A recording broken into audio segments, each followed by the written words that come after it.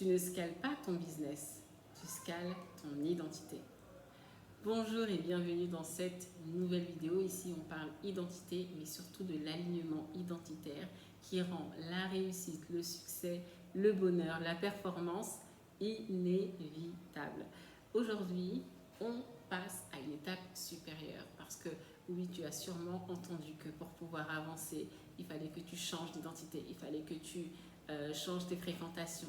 Il fallait que tu te dises des choses positives, etc., des choses constructives, que tu changes ton mindset, etc. Oui, c'est vrai et c'est exactement ce qu'il faut faire. Mais il y a une chose que j'aimerais te poser, te demander aujourd'hui et que tu puisses me répondre sincèrement. Imagine que tu as un ordinateur, ok, que tu as un gros projet à faire, à rendre, que ce soit un mémoire, que ce soit un projet professionnel, d'accord, et que cet ordinateur est plein de virus, d'accord, qui bug, qui soit lent, etc. Est-ce que tu penses clairement que tu vas pouvoir performer, que tu vas pouvoir être dans les meilleures conditions pour pouvoir atteindre ton objectif? Je ne sais pas, mets-moi en commentaire, hein, je ne sais pas. Peut-être que ça t'est déjà arrivé. Dans ce cas-là, raconte-moi comment ça s'est passé. En tout cas, pour ma part, je sais que pour moi, c'est pas possible. Je vais trop m'énerver parce que je vais me dire ça prend trop de temps, je vais faire quelque chose et ça va bugger ou quoi que ce soit. Il y a eu une fois, en fait, une expérience justement sur un ordinateur qui n'était pas performant. Et un peu de ma faute aussi. C'était mon mémoire de deuxième année d'université. J'avais tout terminé et j'étais un peu à la dernière minute, j'avoue. J'avais tout terminé et au moment d'enregistrer, il y a eu un bug et du coup, rien ne s'est enregistré. Si j'avais pu pleurer ce jour-là, je ne sais pas si j'ai pleuré, mais en tout cas, c'était vraiment l'envie que j'avais. Parce que clairement, là, j'étais dégoûtée. J'avais donné tout ce que je pouvais et finalement, pour rien. Parce que j'ai dû recommencer. Et forcément, quand tu recommences dans ces moments-là, c'est pas exactement comme ce que tu avais fait la première fois. Voilà. Et puis, tu as en plus cette émotion-là, cette frustration, en te disant, oh là là, non seulement j'avais fini, j'aurais pu aller dormir. Et puis, en plus de ça, ce ne sera pas exactement la même chose. Bref, tout ça pour dire quoi?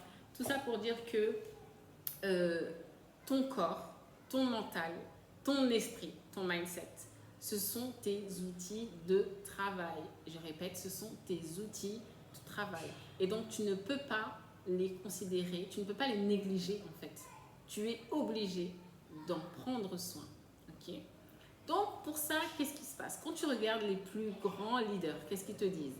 Je mange bien, je dors bien, je fais de l'exercice physique, je gère mon stress, j'ai une idée claire de là où je veux aller, etc. etc., etc. D'accord.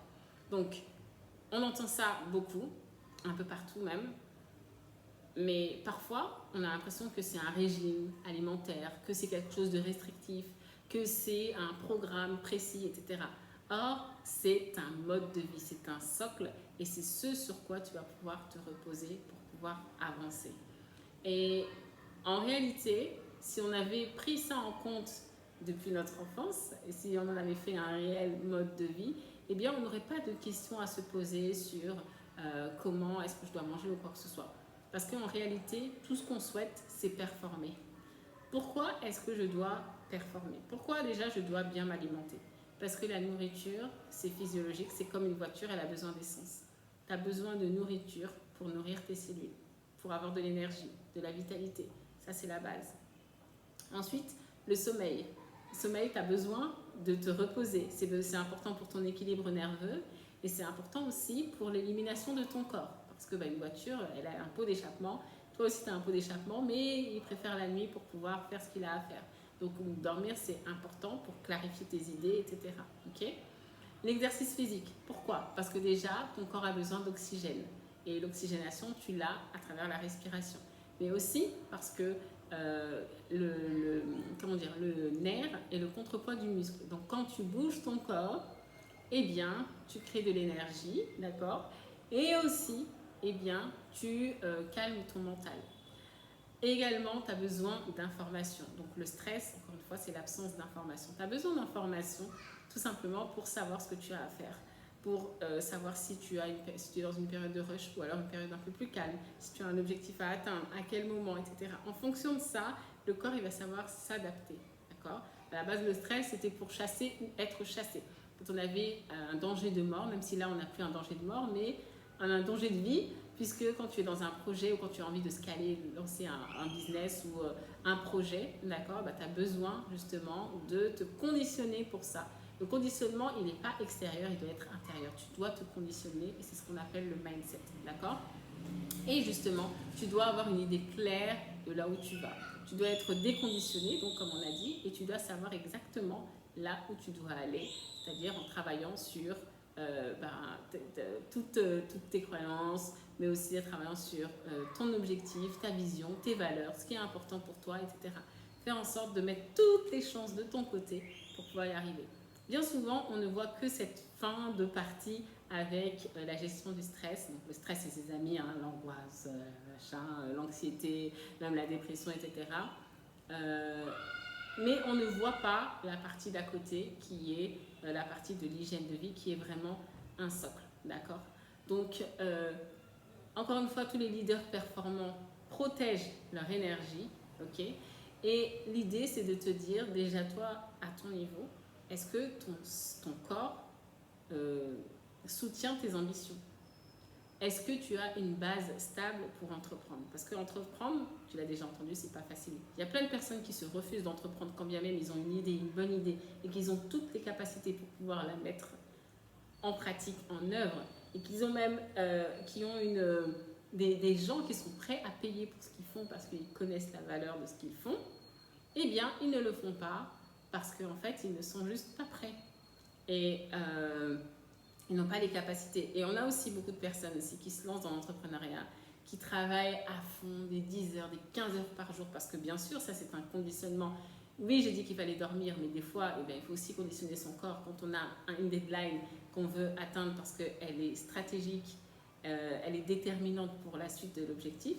Eh bien, on se conditionne pour ça et c'est ok. Après, on va rééquilibrer, parce que tout est question d'équilibre, bien sûr. On va rééquilibrer après, mais on fait en sorte qu'on puisse conditionner son corps. Donc, pour ça, eh bien, il faut qu'on puisse tenir le coup.